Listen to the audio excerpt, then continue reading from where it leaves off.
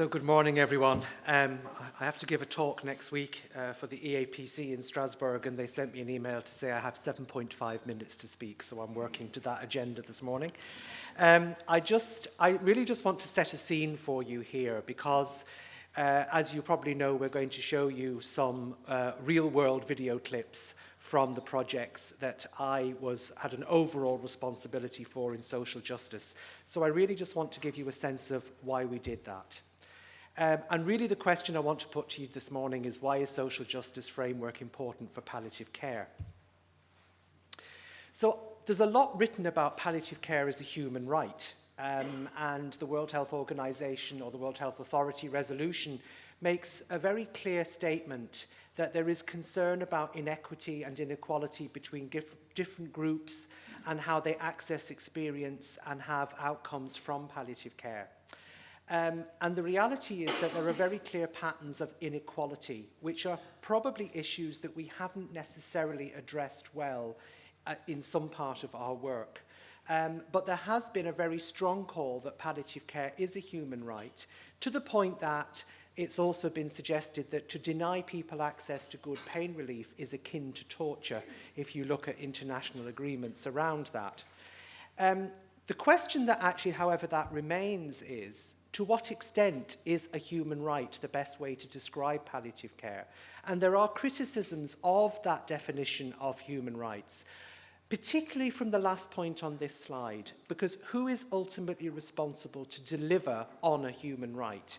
And therefore, human rights become aspirational as opposed to operational, and they can be very, very difficult. They're a great ideal, and certainly I wouldn't want to suggest that it isn't a human right, but it can be quite difficult to pin that down in terms of what that means for the patient. And there's a couple of papers there which have looked at this in particular. The other thing I think that brought us to this was a question that came up from a very good book chapter written by Jonathan Kaufman a couple of years ago, which he called No Way In. And he looked at groups of people in palliative care who, for whatever reason, cannot seem to find access to good palliative care services. And he questioned, does palliative care sustain a society which unconsciously divides its citizens? And this was particularly because, bearing in mind that we're reporting here on work that's like over 5 years, there was this idea that, of course, palliative care had a very strong cancer focus. To some degree, we have tried to address the wider perspective of care, but generally speaking, certainly from my work in the EU, if you look across, most services are still very cancer orientated. And therefore, what does that mean for people who may have different diseases or may have different lifestyle backgrounds, and how do they fit in terms of care? And so the language that's tied into this is issues of marginalization and issues of disadvantage. I'm just showing a little picture there.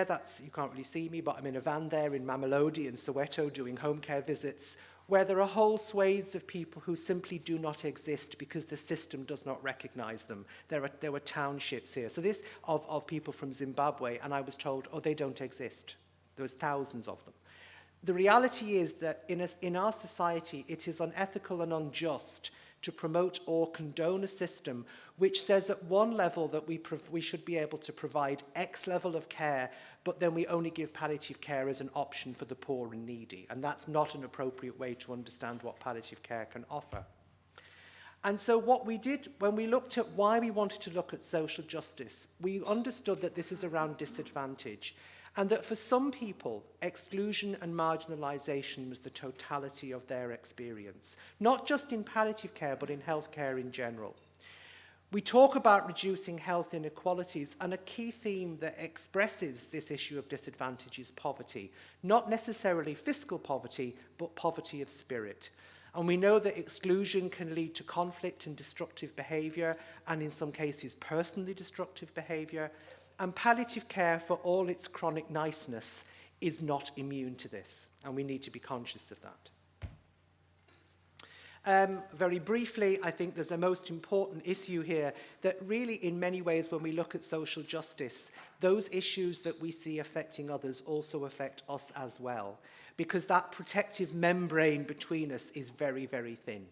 And the reality is, if you want to consider it, is there but for the grace of God go I. Any of us could be in the situation of somebody who finds themselves disadvantaged and marginalised. So given the fact that we were concerned about that human rights argument, we looked at a different way of looking at this. And we were very fortunate in UCD because we have had a school of social justice led by Professor Kathleen Lynch and colleagues who were really supportive in helping us to develop our work. And they wrote this really important book around effective equality. And really what they said is that the key message sometimes is around care, and I'll talk about that in a moment. And inequity exists when people have unequal access to meaningful and loving relationships, and it also exists in relation to how work produces and sustains such relationships. And that's issues of gender and power and how all of that frames the care that we give to patients. And there are a number of dimensions. I'm not going to go through all of them. I'm sure the papers are being produced, and there's some very good papers.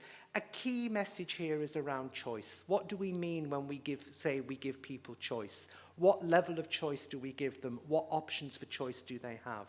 And there are issues there which impact on that choice. Respect and recognition, resources, care, who provides the care, how is that care understood, and how is that care respected within our healthcare system, particularly in the context of our community services, where care in the community is still largely care by the family.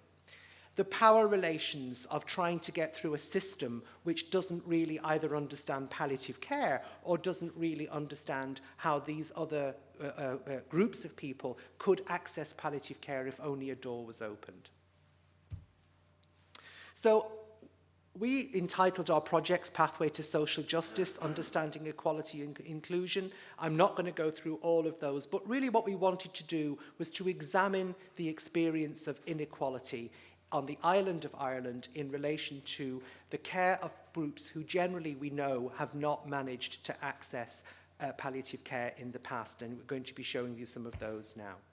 And I just want to draw thanks to my colleagues, many of whom are here. We operated a system of co-PIs, and I have to be honest and say if it wasn't for their skills and expertise, both in palliative care and in their respective fields, these projects would never have come to fruition. So I want to particularly acknowledge Dr. Anne Sheridan, my colleague from UCD, Professor Gerard Levy, who I don't think is here, Professor Mary McCarran and Dr. Karen Ryan, Dr. Gemma Kiernan and Dr. Anna Nicol, and Dr. Sonia McElfatrick and Dr. Donna Fitzsimons, all of whom co-led these projects with a team of others to make sure that we got some really interesting data. And so I suppose what are the key messages I want to leave you with? Well, I suppose one of the most important messages for our transformation of our healthcare system is how well do we believe that a social justice model can help us to understand better the healthcare needs of our population. It gave us an opportunity to change hearts and minds. People who might not have thought that palliative care was important started to say, you know what, this could be something helpful. Our projects, I think, valued equality and respect for all persons, which is fundamental in that idea of effective equality. But it also is underpinned by elements of what we think of collaboration, cohesion, and compassion. And the 4 projects that you're going to see now are one small step towards that. And my final point is that a fundamental principle within this work has been about care. The care the way care is given and the way that care is received. And if we understand what that means, then what Cecily Saunders said about the way care is delivered can reach even the most hidden places, will be meaningful in how we take this work forward. So I'm going to hand over now to so you can see the videos and the work of my colleagues. Thank you.